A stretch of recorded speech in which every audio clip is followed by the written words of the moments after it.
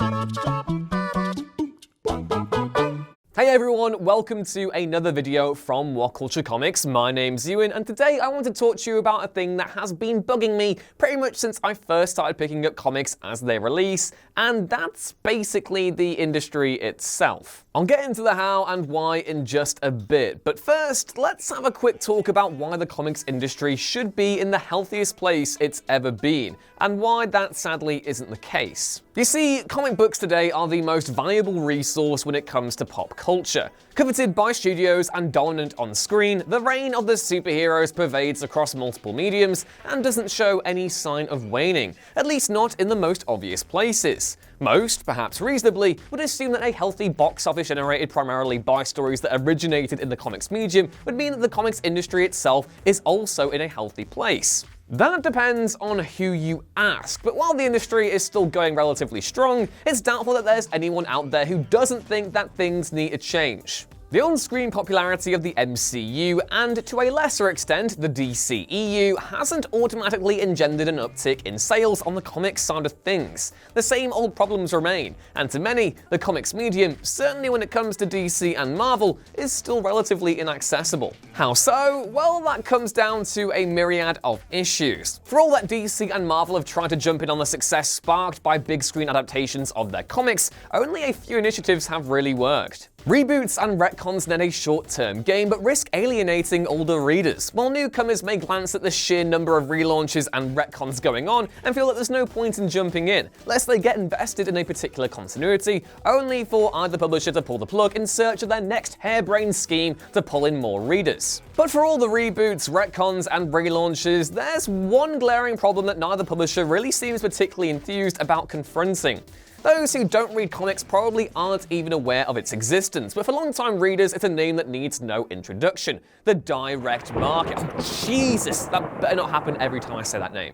What am I trying to say here? Well, the point is that the way comics are actually sold is holding them back. And we're talking publishers outside of the big two looking to divest from single issues and adopt a collection-based graphic novel style only model. Things could finally be about to change. For most people, the direct market is sort of elusive. Most readers are aware of its existence, but tracking the logistics of how it all works can be tedious and somewhat confusing. If you are involved in comics retail and don't know how sales figures are aggregated or how stuff gets ordered, the entire discourse can seem a tad intimidating. But it is still possible to unpack, and doing so should hopefully expose why the whole thing causes more problems than it actually fixes. So, the direct market. The whole thing was created in the 1970s by a man called Phil Seuling. Seuling's system initially comprised several different comics distributors that allowed retailers to make purchases straight from comics publishers like Marvel, DC, and later others. This brought with it a whole host of benefits, as essentially, retailers could relay to the publishers what their readers wanted more accurately.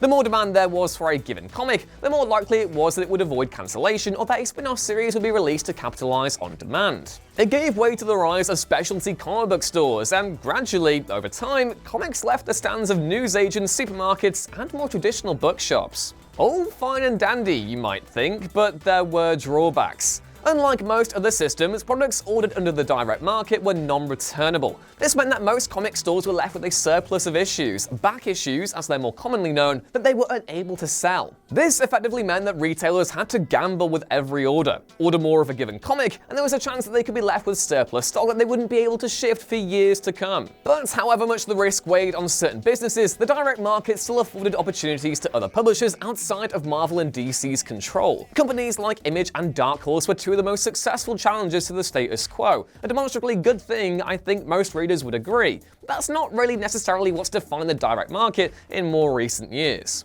No. When we talk about the direct market today, it tends to be because of a few reasons. Either one, the rise of digital-only services posing a new challenge, like Comixology or Marvel Unlimited. Two, the not-so-ethical practices of the big publishers, whether that's pandering to speculators in the 90s, flooding the market with variant covers, or introducing draconian incentives for retailers to order more product. Or three, the fact that the only guaranteed way to support a given comic just doesn't make any sense at all. When taken together, all of these problems paint a decidedly grim grim picture of the industry, one that needs to change sooner rather than later. In any other industry, sending a message to the decision makers at the top is fairly simple. If you like a given product, let them know by purchasing it. It doesn't really matter how you do unless it's second-hand, whether you're lining up at midnight to see a film day one or purchasing it digitally months later. Studios will have an accurate idea of how popular a given film is based on box office performance. TV is somewhat similar. If you like a show, tuning in when it airs terrestrially or by streaming it online is a great way to support it, as the more people who are watching, the more obvious it is for networks to keep it on the air. Now, imagine that these traditional forms of support didn't exist, and instead only pre-release tickets counted towards a film's box office gross, or a given TV show's ratings. That would be wild,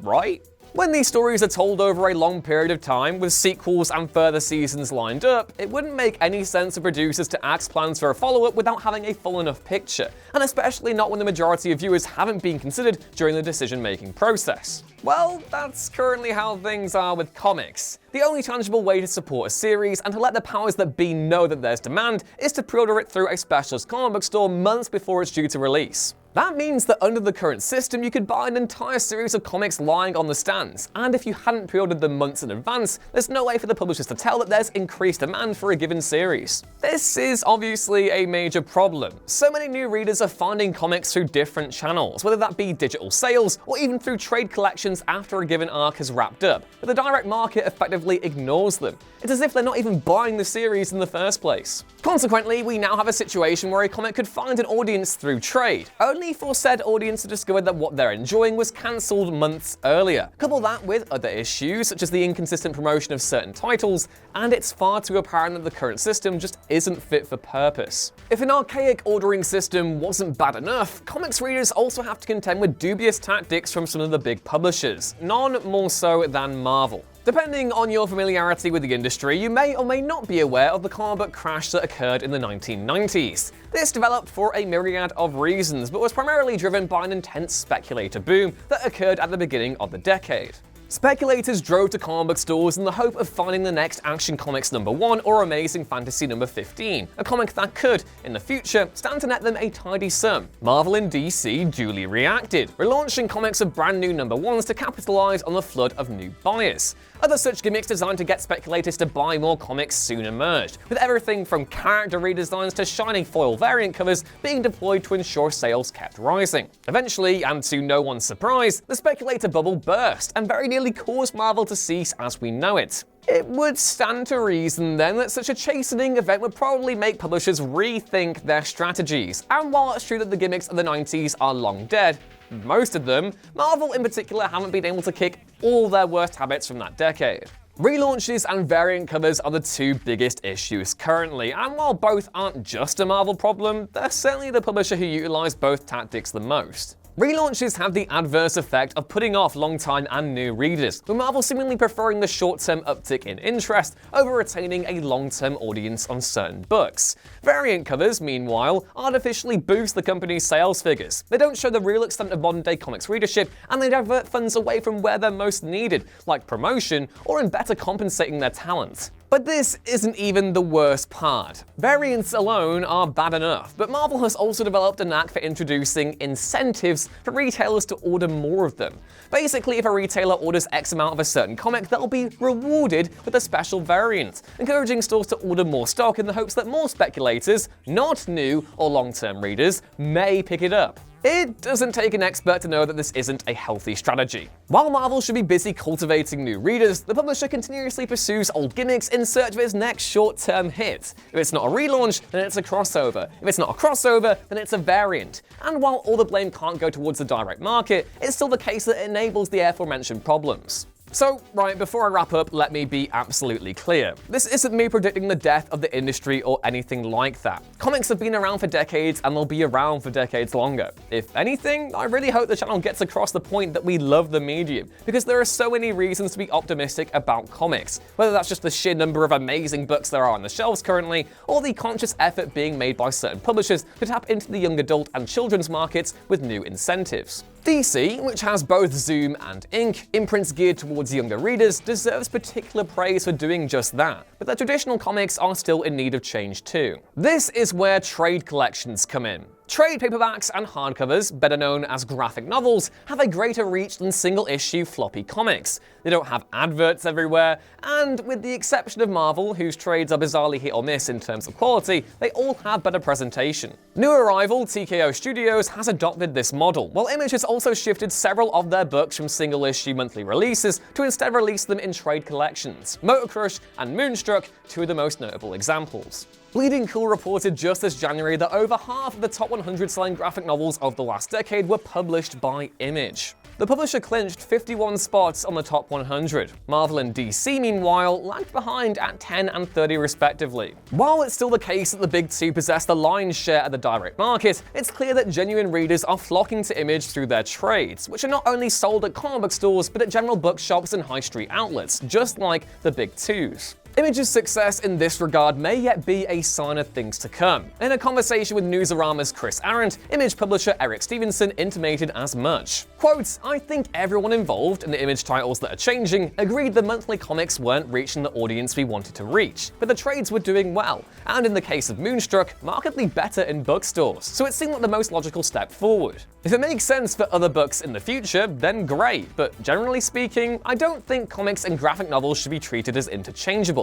Comics should be written as comics, and graphic novels should be written as graphic novels." One of the more interesting comments made in that quote pertains to how writers go about framing story arcs. Stevenson argues that, quote, "comics should be written as comics, and vice versa with graphic novels. It's the case today that a lot of comic book writers are effectively writing for the trade, ditching one-and-done issues to tell big, expansive arcs that are paced differently to how one may expect an average comic to read. When so many of these creators are telling their stories to fit these trades in the first place, would it not make more sense for publishers to prioritize them? It seems as though that's where the most potential is. And even if retailers still have to go through the direct market to order these collections, trade still inhibits some of its most frustrating elements, specifically the saturation of variants, as well as the premature cancellation of underpromoted books. It's not a case of one size fitting all, but it's so obvious that the current model isn't working. Why not try something different for a change?